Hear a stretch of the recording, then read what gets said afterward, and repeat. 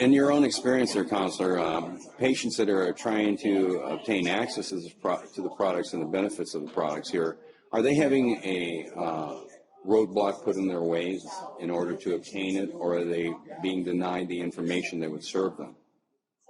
They're having a roadblock put in the way of obtaining medication by California cities and other governmental entities that are exhibiting discriminatory animus towards patients.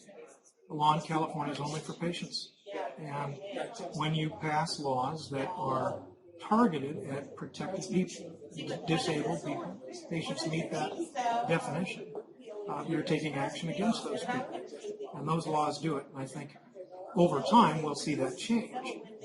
But yeah, they're having problems accessing the medication because of discriminatory animus. Yeah, we've seen that in different communities where regulatory actions are beneficial to a degree, but when you start getting the county and the city and the state and then whoever else is involved, you have a myriad of different regulations that nobody is sure as to what controls, actually access to the product, what regulates the sale and vending of it, and the place that you must have it at or grow it to. It's up in the Central California, it's just insane. Well, you talk about regulations there. Yes. The problem is that most of the cities and counties don't regulate, they ban, at least in Southern California. Well, and so a ban is simply vitiating the ability of a patient to access what has been provided to them by the people and the legislature to deal with the disabilities and illnesses they have. That's what a ban is. Yes. And because the cities and counties are doing that, you're ending up with people who, you don't tell a patient who's prescribed opiate-based pain reliever to grow poppy plants. And it's unreasonable to expect a cancer patient, yes, or somebody in a wheelchair who's dealing with the daily challenges of disability or serious illness to engage in the growing of something that's very difficult to grow. I've seen it. I don't use it myself. I'm not a patient. But I've seen it. My daughter's a patient. And that's not what you have disabled and seriously ill people doing. No.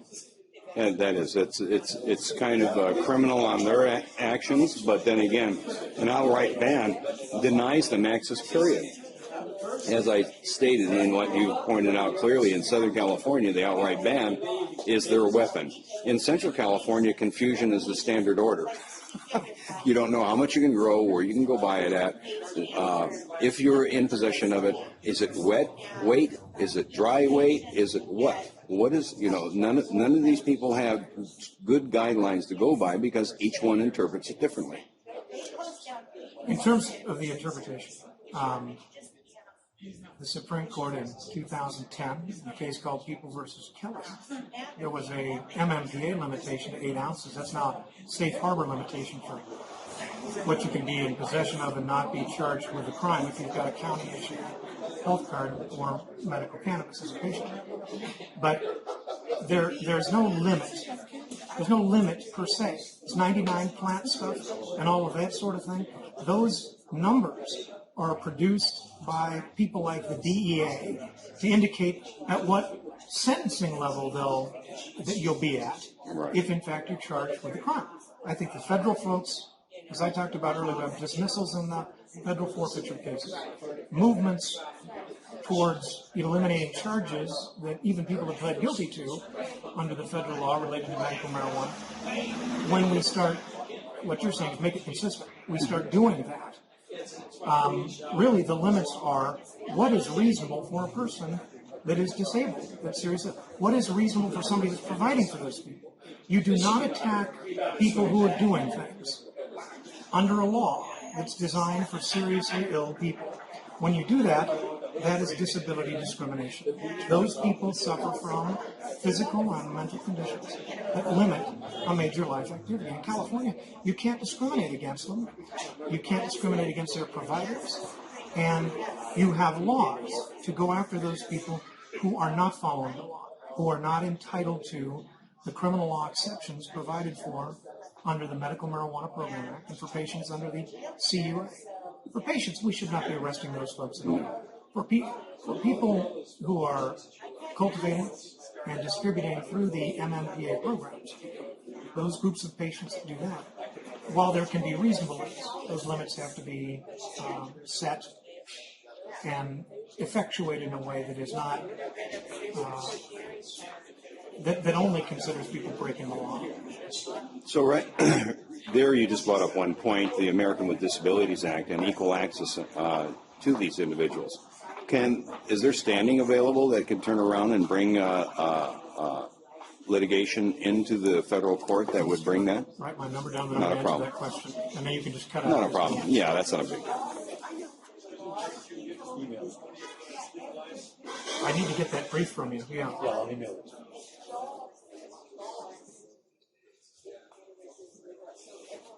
I gave you my card. You did, and I'm out of cards, so.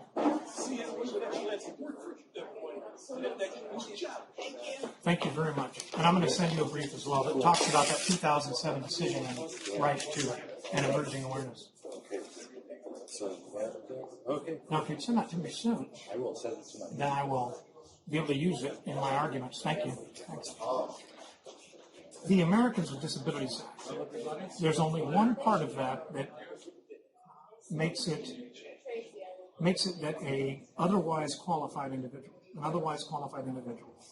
with a disability is not able to have the protections of that law. Mm-hmm. And it is Section 12210B of Title 42 United States Code.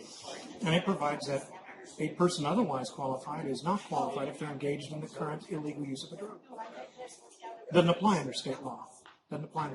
And in the decision where that came down by the Federal Ninth Circuit Court of Appeals, it was a 2-to-1 split decision. So you have a dissenting opinion there that's right. In every civil rights battle, and this is a civil rights issue for patients, it's all it can be in California, there's a period of adversity. There's a period where you're going through decisions that may be adverse. But if you stay the course, eventually, the law is going to favor those people who are, in fact, protected by it. And they should eventually be protected by the ADA. I think absolutely they're protected by the California law. And we'll see what the courts say about that over time. That's unusual. The strict interpretation of the 42 USC and the United States Code, and then where it precludes them when they are users already.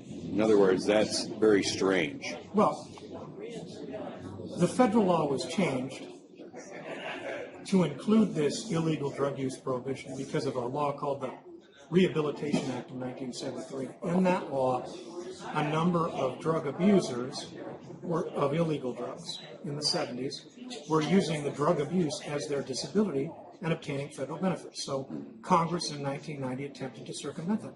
What's interesting, what the dissent noted in the James case, Justice Berzon, the dissenting judge on the Ninth Circuit, said, well, because we've done the research in our briefs, the Bush administration itself had produced a letter from a deputy U.S. Attorney General saying, we do not intend that illegal drug use provision should prevent people who are disabled or seriously who are using marijuana or using morphine under supervision of a licensed doctor from remaining qualified.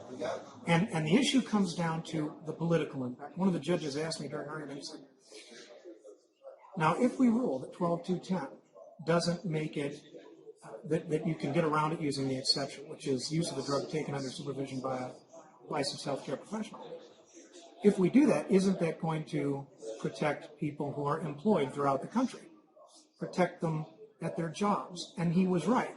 And I think in that case, they're balancing the economic impact with time as it is now, or in 2012 when they came up with the decision, mid-year. Those things change over time. We see that with other civil rights issues. Plessy versus Ferguson for many years, separate but equal. Yes. And then you have in the 50s Brown versus Board of Education overturning that. And laws that once seemed reasonable, that now oppress, over time through emerging awareness, change. And I think we're reaching that point. The more states that have medical cannabis, the more things that are coming out from the federal sovereign itself. The National Cancer Institute reporting cannabis reduces the size of tumors.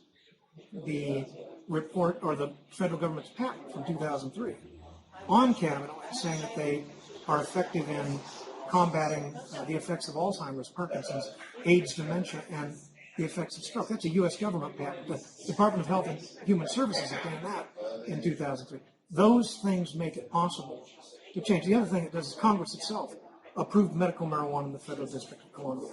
So in 2010. It will change, but if we don't continue to fight, working towards that, as with every civil rights bill, it won't happen. This is great. You're very conversant within the litigation. You've definitely done a lot of the homework that's required of 42 U.S.C. and the rights and fairness. And I'm quite versed in that because of the academics that I have been privileged to be around and worked with in our own organizations. Can you provide advice to the patients themselves as to what they can do to help foster and promote this amongst their family, friends, and maybe their representatives that would help further this? Patients, the problem is that I do this because my daughter's a patient, so I've gotten involved. And I see that cannabis is the most effective medication for her issues. My wife sees it. And when it's not available, I've had her at night come in crying to us because she wasn't able to access because of this discriminatory behavior. But every day my daughter fights with the issues that she has because of the condition from which she suffers. The same is true for cancer patients. They're busy dealing with the challenge of cancer.